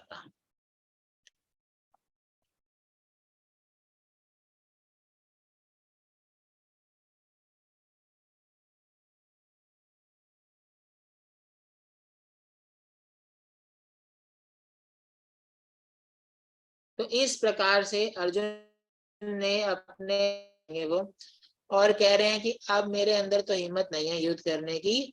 संजय उवाचा एवं उक्त्वा अर्जुनः संख्ये रथो चापम शोक संविघ्न मानस। तो उन्होंने अपना बहुत ही दुखी मन से और उनका पूरा शरीर कांप रहा था और कांप, हे माधव, अर्जुन ने तो पहले इस अध्याय का ये हमने पूरा समापन किया है आज। तो अर्जुन ने पहले अध्याय में क्या किया है, अपनी अपनी विवशता एक्सप्रेस की है कि वो युद्ध नहीं कर पाएंगे, क्योंकि उन्होंने 4 कारण बता दिए हैं कि मैं अपने मित्रों के प्रति उनकी दया है, दूसरा एंजॉयमेंट खत्म हो जाएगी, किसके साथ एंजॉय करेंगे अगर सब मर ही जाएंगे, तीसरा कि हमें पाप लगेगा, और चौथा कुल का विनाश हो जाएगा।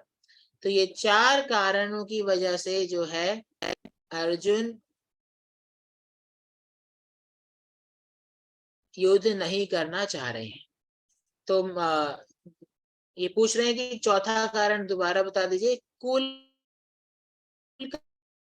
का विनाश, अगर कुल का विनाश हो जाएगा तो फिर सारा का सारा जो समाज है वो पूरा डिस्ट्रॉय हो जाएगा, कि भाई जो जितनी भी स्त्रियां हैं विधवा हो जाएंगी, उनकी रक्षा कोई करेगा नहीं, फिर समाज में व्यभिचार होगा, तो ऐसी संतानें उत्पन्न होंगी जो कि समाज का विध्वंस करेंगे, इनको वर्ण शंकर बोलते हैं, और कल्याण नहीं होगा, और जो हमारा कुरु वंश है उसका पूरा विनाश हो जाएगा, इसलिए मैं युद्ध नहीं करना चाहता।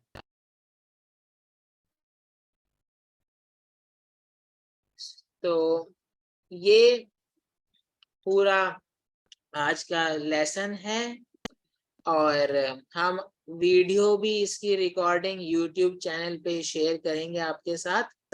तो हमने 4 लेसन आज सीखे। पहला, आप नोट कर सकते हैं कि हमें भगवत गीता को अच्छे से समझना है, तो भगवत गीता के जो स्पीकर हैं भगवान कृष्ण, उनको कम से कम हम ये समझें थ्योरेटिकली, कम से कम, वैसे तो पूरा ही मानना चाहिए कि भगवान श्री कृष्ण परम भगवान है। दूसरा, हमने सीखा कि अगर कृष्ण किसी की तरफ में है, तो चाहे वो भौतिक रूप से इतना कॉम्पिटेंट ना भी हो, तो भी वो ज्यादा अच्छी स्थिति में है या बजाय उसके जो कृष्ण के बिना भौतिक रूप से बहुत अच्छा भी हो। चाहे यहाँ पे दुर्योधन का उदाहरण था, बहुत अच्छी सेना थी लेकिन कृष्ण विहीन था, इसलिए उसकी स्थिति बहुत ही अशुभ थी। दूसरी ओर पांडव थे, जहाँ पे उनकी सेना कम थी लेकिन कृष्ण उनके साथ थे, इसलिए उनकी स्थिति बहुत ही शुभ थी। तीसरा लेसन, कृष्ण जहाँ है वहां पे, कृष्ण जहाँ है वहां पर विजय निश्चित है।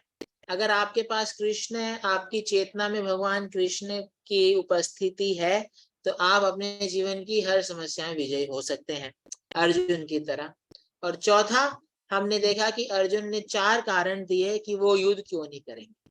अब हम नेक्स्ट सेशन में दूसरे अध्याय में भगवान श्री कृष्ण अर्जुन का ये सारा मोह, ये सारा अज्ञान दूर कर देंगे और उनको भगवत गीता का ज्ञान देना प्रारंभ करेंगे। तो यहाँ पे हमारा सेशन समाप्त होता है। और आपके लिए ये भी एक हम सूचना देना चाहते हैं कि हम डेली 20-20 मिनट के शॉर्ट सेशंस करेंगे और मंत्रा मेडिटेशन करेंगे, जिसमें हम भगवान के नाम का जप करेंगे, हरे कृष्णा कृष्णा कृष्णा हरे हरे, हरे राम राम राम हरे हरे, ताकि ये आध्यात्मिक ज्ञान को समझने के लिए बुद्धि की जरूरत, आध्यात्मिक बुद्धि की जरूरत है। तो अगर हम हरे कृष्ण महामंत्र का जाप करते हैं तो हमें आध्यात्मिक बुद्धि प्राप्त होती है। तो प्रतिदिन मंडे टू फ्राइडे शाम को 8 से 8:20 पे हम शॉर्ट डिस्कशंस करेंगे। तो आप सभी भक्त उसमें भी ज्वाइन कर सकते हैं। इससे आपको और अच्छे से भगवत गीता को समझने में मदद मिलेगी। तो अब किसी का कोई प्रश्न है तो वो पूछ सकते हैं। जितेंद्र जी ने हैंड रेस किया है, तो हरे कृष्णा जितेंद्र जी, पूछिए।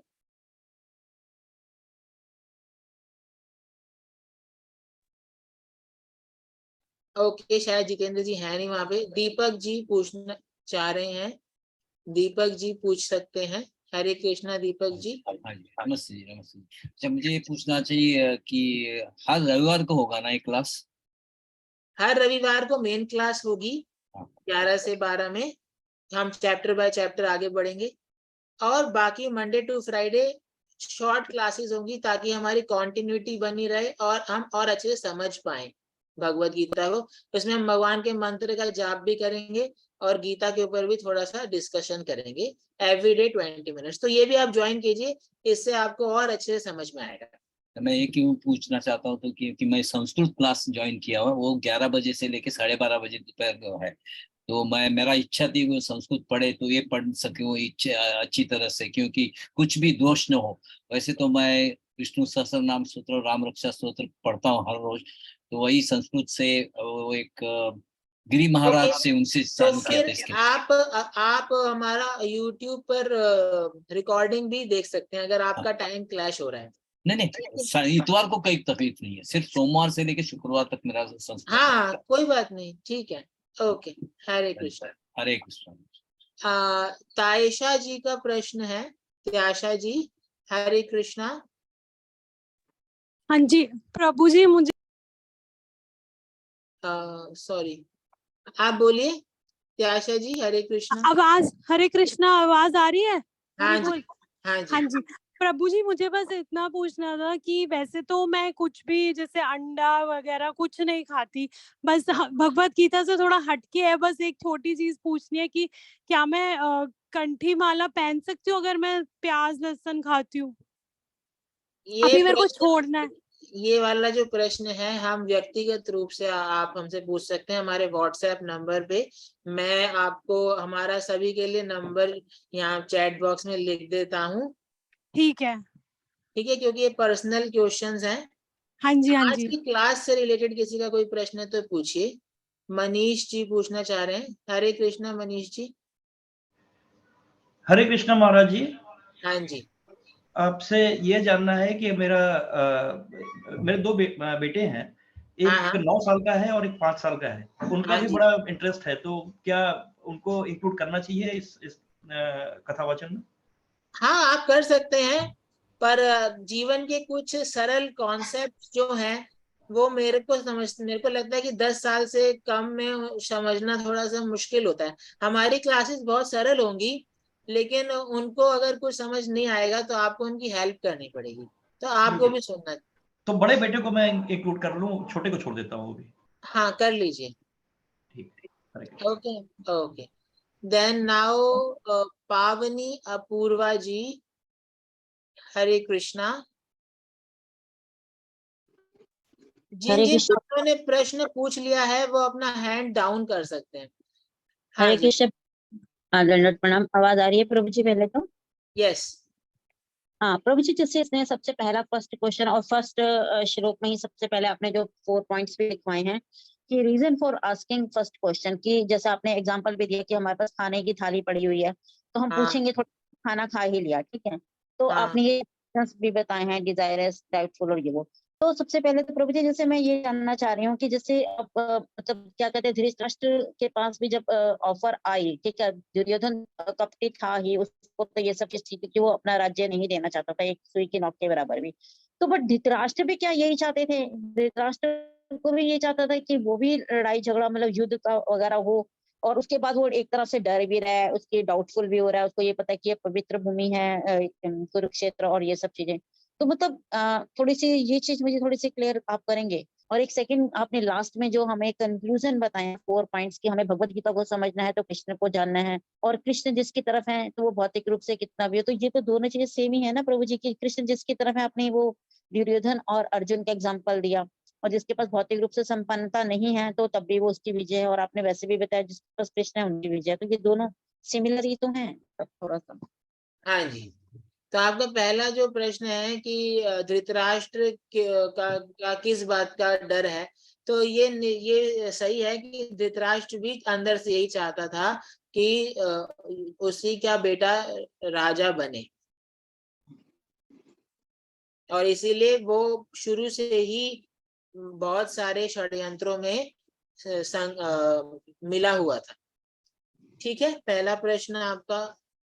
दूसरा प्रश्न है कि आपको ये लग रहा है कि जो दूसरा लेसन है और तीसरा लेसन है वो सेम ही है, तो हाँ थोड़ा सा सेम है, पर इसमें ये डिफरेंस है कि तीसरे लेसन में ये हम बता रहे हैं कि श्लोक संख्या 12 से लेके 19 में ये सिग्नल मिल रहे हैं कि कृष्ण की उपस्थिति में पांडवों की विजय होगी, तो वो अलग अलग सिग्नल हम डिस्कस कर रहे हैं। और दूसरा जो लेसन है, ये तीसरा लेसन है, दूसरा लेसन है कि कृष्ण अगर किसी के तरफ हैं तो अगर वो भौतिक रूप से कमजोर भी है तो भी वो कमजोर नहीं है वास्तविकता में। तो इसमें एक प्रकार का कॉन्सेप्चुअल सिमिलैरिटी तो है, लेकिन बस वो श्लोकों की टर्म्स में हम इसको डिमार्केट कर रहे हैं। ठीक है, और पॉइंट क्या बताया प्रभु जी, फोर्थ वाला लेसन क्या बताया इसका? मैंने फोर्थ नोट नहीं किया था, फोर्थ क्या बताया था आपने इसमें? दो तो सिमिलर बताए थे, फोर्थ क्या बताया था आपने? फोर्थ है कि अर्जुन ने 4 कारण बताए हैं कि वो क्यों युद्ध नहीं करेंगे। अच्छा ठीक है। थैंक तो यू। अभी मैं ये कहना चाहूंगा, जो भक्त, अब हमारा सेशन आज के लिए कंप्लीट हो गया है, और जो भक्त रुकना चाहे रुक सकते हैं, उनके समय है तो, और नहीं तो फिर हम आपसे कल शॉर्ट क्लास में मिलेंगे और संडे को मेन क्लास में मिलेंगे। कल की क्लास 8 बजे होगी शाम को, 8 से 8:20, और संडे को हमारा 11 से 12 सेशन होगा। तो आप लोग अगर जाना चाहें जा सकते हैं, और रुकना चाहें तो रुक सकते हैं। अभी हम प्रश्न उत्तर ले रहे हैं। तो अब अरुणा जी का प्रश्न है। हरे कृष्णा अरुणा जी। हरे कृष्णा प्रभु जी, दंडवत प्रणाम। प्रणाम प्रभु जी, मेरी सिर्फ एक ही दुविधा है कि लाइक आपने जितने भी अभी हमें श्लोक पढ़ के सुनाए, हम सुन तो पा रहे हैं, लेकिन अगर हम उन्हें पढ़ना चाहे तो उतने अच्छे से उच्चारण नहीं कर पाते, तो उसके लिए क्या करना चाहिए? क्योंकि कभी स्कूल टाइम में संस्कृत पढ़ी थी, और अब वो श्लोक देख के भी ना हम उच्चारित नहीं कर पाते उनको। हाँ, तो श्लोकों का उच्चारण आप कर सकते हैं, अभ्यास थोड़ा करना पड़ेगा। जैसे हम अभ्यास करेंगे ना, संस्कृत बोलेंगे, जैसे पहला श्लोक ले लीजिए, धृतराष्ट्र उवाचा। आप देखेंगे भगवत गीता के नीचे ना सिनोनिम्स हैं, श्लोकों का तोड़ तोड़ के दिया हुआ है, एक एक शब्द। तो आप अलग अलग बोलिए, पहले धृतराष्ट्र उवाचा धर्म क्षेत्रे कुरुक्षेत्रे। शुरू में थोड़ा सा कठिन लगेगा, लेकिन आप अभ्यास करते रहेंगे, बार बार सुनिए, बार बार प्रैक्टिस कीजिए, तो आप स्पष्ट हो जाएंगे। ठीक है, और हम आपकी मदद भी करेंगे इसमें। ठीक है प्रभु जी। और प्रभु जी, नोट्स किस चीज के बनाने थे? लाइक आपने जो जैसे 4 लेसन डिस्प्ले किए थे, तो मैंने वो नोट तो नोट डाउन कर लिया, बाकी जो आपने बताया उसको समझने का प्रयास किया। तो नोट्स किस चीज के बनाने हैं? नोट्स यही कि भाई आपको जो भी शिक्षाएं मिल रही हैं, तो आप उसको अगर नोट्स बनाते हुए हम कुछ सुनते हैं तो हमारा ध्यान अच्छा रहता है। और आप उसको जो भी आपको महत्वपूर्ण लग रहा है वो आप नोट्स बनाइए। आप अच्छा, सार जो महत्वपूर्ण जो भी हम शिक्षा जिस सार से समझ पा रहे हैं वो उसके नोट्स हाँ, बनाने हैं। हाँ हाँ, और जो मेन ठीक है। पॉइंट्स हमने डिस्कस किए वो भी आप नोट्स में लिख सकते हैं। ठीक है, ओके प्रभु जी। ओके, हरे हरे कृष्णा। अभिषा जिंदल जी, हरे कृष्णा अभिषा जी। हरे कृष्णा प्रभु जी, दंडवत प्रणाम। प्रभु जी, मुझे ये पूछना था कि जो आपने वैराग्य बताया 6 ऐश्वर्यों में से एक है, तो हाँ, उसका मतलब थोड़ा और बता सकते हैं? जैसे रेनंसिएशन है उसका मतलब, बट अभी कलयुग में हम कैसे, क्योंकि भगवत गीता में ही लिखे है जैसे संन्यास करके हम रिनाउन हो सकते हैं, बट अभी कैसे उसको हम ले, वैराग्य का क्या मतलब है? वैराग्य का मेन मीनिंग है कि आपके पास सारी भौतिक सुविधाएं होने के बावजूद आप उनसे आसक्त नहीं हो। जैसे मान लीजिए आपके पास बहुत धन संपत्ति है या बहुत आपका नाम है संसार में, लेकिन अब किसी को अगर मान लीजिए उसका वो खराब हो जाता है, उसका जो सम्मान है, तो उसको बहुत दुख होता है, बहुत डिस्टर्ब होता है। परंतु अगर आप उससे आसक्त नहीं हो और हायर कॉज के लिए उसका त्याग कर सकते हो, जैसे भगवान श्री कृष्ण ने अपने भक्तों को प्रसन्न करने के लिए, अर्जुन को एनकरेज करने के लिए, अपनी इतनी बड़ी स्थिति में होने के बावजूद भी उन्होंने क्या किया, उनका ड्राइविंग स्वीकार किया और उनको मार्गदर्शन दिया। तो अब किसी नॉर्मल व्यक्ति, इतने बड़े व्यक्ति के लिए, मान लीजिए मुकेश अंबानी है, इस टाइप का कोई बड़ा व्यक्ति है, वो ड्राइविंग की स्थिति स्वीकार करेगा पब्लिकली? प्राइवेटली तो चलिए ठीक है, पब्लिकली हमेशा हमेशा के लिए कृष्ण अर्जुन के सारथी बन गए, उनका एक नाम पड़ गया पार्थ सारथी। तो ये उनका एक ऑपुलेंस है वैराग्य।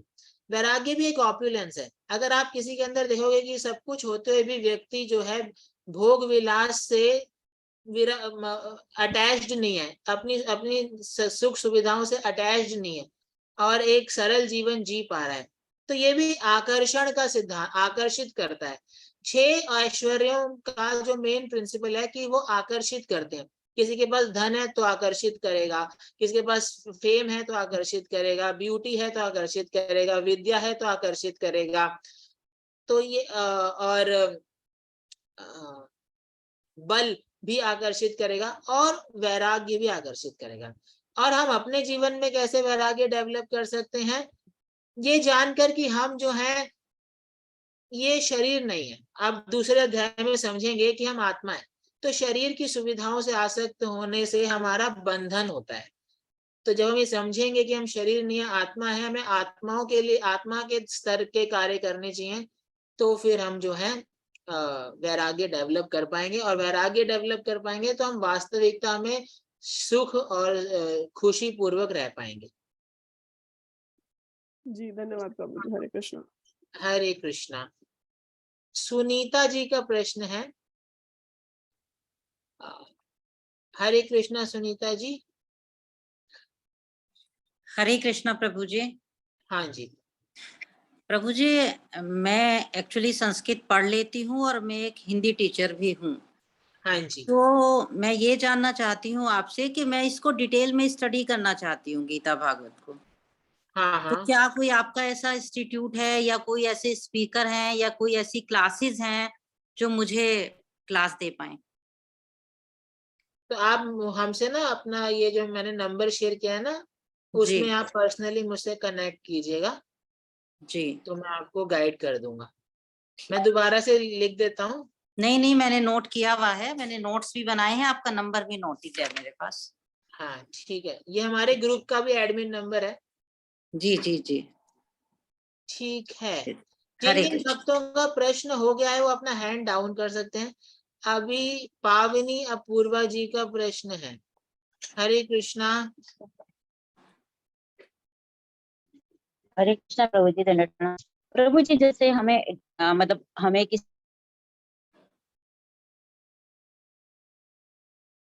हरे कृष्णा। आसक्ति जो है हमें परिवार से, मतलब कैसे इस आसक्ति को कैसे खत्म कैसे कर सकते हैं? जैसे परिवार में बच्चे के प्रति होती है, और आसक्ति को खत्म करने का प्रोसेस हम आगे आपको बताएंगे, पर फिर भी हम आप पूछ रहे हैं तो हम बता देते हैं कि जब हमारे पास दूसरी आसक्ति होगी तो हमारी एक आसक्ति तभी खत्म होती है। जैसे मान लीजिए आपके पास एक गिलास है जिसमें आपका पास गंदा पानी है, तो अगर आप उसमें साफ पानी डालते रहोगे ऊपर से तो धीरे धीरे आप देखोगे गंदा पानी चला जाएगा। आसक्ति खत्म नहीं हो सकती, आसक्ति ट्रांसफर होती है। और यही करना है हमें मनुष्य जीवन में कि हमारी जो भौतिक आसक्तियां हैं उनको ट्रांसफर करके भगवान श्री कृष्ण के प्रति आसक्ति हमें डेवलप करनी है। और वो होगी भगवत गीता का ज्ञान सुनकर और हरे कृष्ण महामंत्र का जप करके। हरे कृष्णा कृष्णा कृष्णा हरे हरे, हरे राम राम राम। गीता के क्लासेस को हम सुनेंगे, समझेंगे तो हमारी आसक्ति डेवलप होगी। ठीक है। तो आपने बोला कि हम ट्रांसफर करना, तो ट्रांसफर मतलब ट्रांसफर करना मतलब सर क्या मतलब कहाँ ट्रांसफर करना? सॉरी, दोबारा पूछिए। प्रभु जी आप जो आंसर दिया ना उसमें बोला कि हमें आसक्ति को खत्म नहीं करना, आसक्ति को ट्रांसफर करना, तो ट्रांसफर कहाँ पर करना होगा हमरा? ट्रांसफर करने का मतलब होता है कि भगवान के प्रति ट्रांसफर करना। अभी हमारी आसक्ति अपने शरीर में है। हाँ ठीक है, ठीक है, ठीक है, थैंक यू। हाँ जी। ये Vivo V2168, आप अपना नाम लिख सकते थे। आप, हाँ आप पूछिए। हरे कृष्णा। Vivo V2168। हरे कृष्ण प्रभु जी। हाँ जी। हमारे को पता कैसा चलेगा हमारे साथ श्री कृष्ण है बोल के? हमको पता कैसे चलेगा? हाँ प्रभु जी, हम अब ऑलरेडी भगवत गीता पढ़ चुके हैं। अब रोज हम 4 माला भी करते हैं। हमारे बच्चे भी 4 एक माला करते हैं। उनको भी कृष्ण के ऊपर प्रेम है। हम नॉनवेज खाना भी छोड़ चुके हैं प्रभु जी। Very nice. तो आपको ये पता चल ही रहा होगा कि आपके हृदय में जो दिव्य आनंद की अनुभूति बढ़ती है। और हाँ प्रभु। इसका ये भी उदाहरण दिया जाता है, जैसे आप भोजन करते हैं तो आपकी भूख मिटती है। तो जब हम भगवान की भक्ति में आगे बढ़ते हैं तो हमारा संसार की वजह से जो हमारा मन विचलित रहता है और वो भी हमारा कम होता है और हमें आध्यात्मिक रूप से दिव्य आनंद की अनुभूति होती है। हाँ प्रभु जी। और एक बात, तो मेरे को ऐसा लगता है कि मेरे को रात में सो जाती हूँ, कभी तो बैठती हूँ, तब मेरे को ये क्वेश्चन रहता है ना कि कौन सा भी एक क्वेश्चन। एग्जाम्पल है, पांडव ने द्रौपदी को क्यों बांट लिया, ऐसा रहता है ना। मेरे को एक क्वेश्चन आ गया। और नेक्स्ट डे क्या होता है प्रभु जी, वो मेरे यूट्यूब पे कौन सा तो एक नोटिफिकेशन आता है इसके बारे में, ऐसा उनका फुल स्टोरी आता है। मेरे को ऐसा लगता है हाँ ये सब कृष्णा ने भेज दिया ऐसा। ये भी पक्का है प्रभु जी?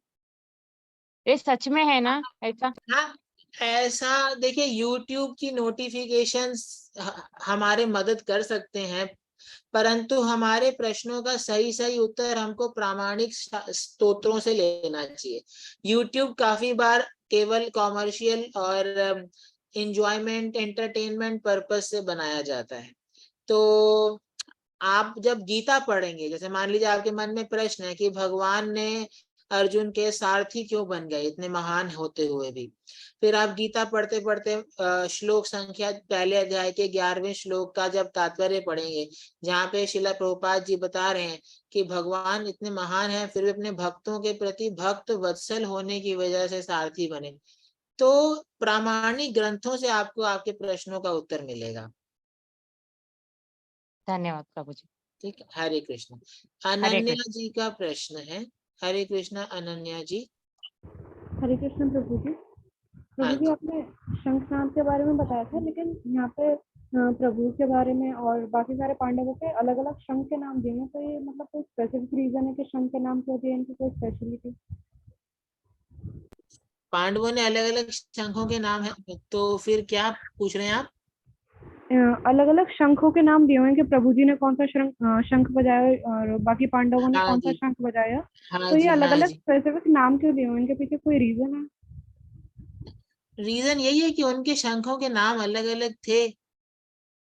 जैसे अर्जुन के शंख का नाम था पांचजन्य, सॉरी, भगवान कृष्ण के शंख का नाम है पांचजन्य, अर्जुन के शंख का नाम है देवदत्त, और भीम के शंख का नाम है पौंड्रम। तो ये अलग अलग शंखों के नाम हैं, और दिव्य शंख हैं सारे। इससे जब 12वां श्लोक आप पढ़ेंगे, नहीं 14वां श्लोक, उसमें लिखा है दिव्य शंखो प्रदद्मतु, तो इसलिए उनके नाम बताए गए हैं। मेन मेन जो पांडवों और कृष्ण भगवान के शंखों के नाम बताए गए हैं, क्योंकि वो दिव्य हैं और उनके सबके अलग अलग शंख हैं। हरे कृष्णा। हाँ सॉरी, हाँ, आप समझ पाए? जी प्रभु जी, धन्यवाद। हाँ, हरे हरे कृष्ण। कृष्ण। जगमोहन जी ने हैंड रेस किया हुआ है। हरे कृष्णा जगमोहन जी। प्रभु जी, बहुत सिंपल सी चीज है। आपने बोला कि आप ये जो भी है डिटेल्स YouTube पे देंगे, YouTube पे बहुत ज्यादा है, और आपकी जो PPT है, जो एक्चुअल आपके सेशन का आपका जो भी डिटेल्स हैं, मैं चाहता हूँ कि वो सारी हों, क्योंकि आदमी कंफ्यूज हो जाता है। वो अगर डाउनलोड की कोई दे दें तो हम सब डाउनलोड कर लेंगे। एटलीस्ट मैं करना चाहूंगा। आप इस वीडियो को डाउनलोड करना चाहते हैं? हाँ बिल्कुल ठीक आपने, मतलब मैं पूरे की पूरे वीडियो को डाउनलोड किया। काफी बातें आप बताते हैं, उस टाइम याद रहती हैं, बाद में आदमी रिवीजन के लिए या जो भी कहिए, तो मैं उसको दोबारा देखना चाहूंगा। तो वो पूरा का पूरा डाउनलोड करना चाहता हूँ मैं। हाँ ठीक है, तो आप हमको ना हमारे व्हाट्सएप पे कांटेक्ट कीजिएगा, जो नंबर मैंने दिया है, तो मैं आपको भेज दूंगा लिंक। आप वैसे YouTube पर वो सेम वीडियो ही होगी, नहीं, काफी ज्यादा भी नहीं, बहुत अलग अलग श्रोताओं की हैं। तो अब क्योंकि आपसे ले रहे हैं, तो मैं, और मेरी प्रेफरेंस तो ये होगी कि जो भी आपके 18 के 18 हैं, ताकि आने से पहले आदमी पढ़ कर आए थोड़ा सा। ठीक है, तो एज मैं ए गुड आपको, स्टूडेंट। हाँ, मैं आपको शेयर कर दूंगा। आप मुझे व्हाट्सएप कर एक मैं बार। कर दूंगा, हाँ मैं कर दूंगा। Thank you. हरे कृष्णा जी। हरे कृष्णा। ध्रुव जी का प्रश्न है। हरे कृष्णा ध्रुव जी। हरे कृष्णा प्रभु जी। हाँ जी प्रभु जी, मैं कह रहा था, जो आप इसमें PDF दिखा रहे थे वो व्हाट्सएप पे सेंड कर देना कि डाउनलोड कर सके, बाद में टाइम मिले तो पढ़ सके फिर से रिवाइज करने के लिए। हाँ ठीक है, वो भी शेयर कर देंगे आपसे। आप एक बार व्हाट्सएप पे हमें रिमाइंड कीजिएगा। अरुणा सैनी जी का प्रश्न है। हरे कृष्णा अरुणा जी। हरे कृष्णा प्रभु जी। जैसे अभी सर ने प्रभु जी ने बोला डाउनलोड करने के लिए, मतलब जब हम इसे YouTube पे अपलोड करेंगे तो एक सेपरेट प्लेलिस्ट में इन 18 क्लासेस को अगर अपलोड करेंगे तो किसी भी देखने वाले वक्तजन के लिए इजी हो जाएगा उसे फाइंड आउट करना। तो आप एक अलग प्लेलिस्ट क्रिएट कर दीजिएगा जिसमें सारी 18 क्लासेस एक ही जगह मिल जाएंगी सबको। यस यस, थैंक यू प्रभु जी। हम वही करेंगे। ओके। हाँ जी, हाँ जी, वो इजी रहेगा, चैनल पे जाके प्लेलिस्ट हम एक्सेस कर पाएंगे फिर। हाँ जी ठीक। ठीक, हरे हरे कृष्णा प्रभु। सो आप सभी का बहुत बहुत धन्यवाद for being such nice audience. आपने बहुत ध्यान पूर्वक श्रवण किया। हरे कृष्णा। अब हम आपसे कल मिलेंगे शॉर्ट क्लास और मेडिटेशन सेशन में, और नेक्स्ट संडे को मिलेंगे अपना नेक्स्ट चैप्टर नंबर 2 को डिस्कस करने के लिए। आप सभी का बहुत धन्यवाद। हरे कृष्णा।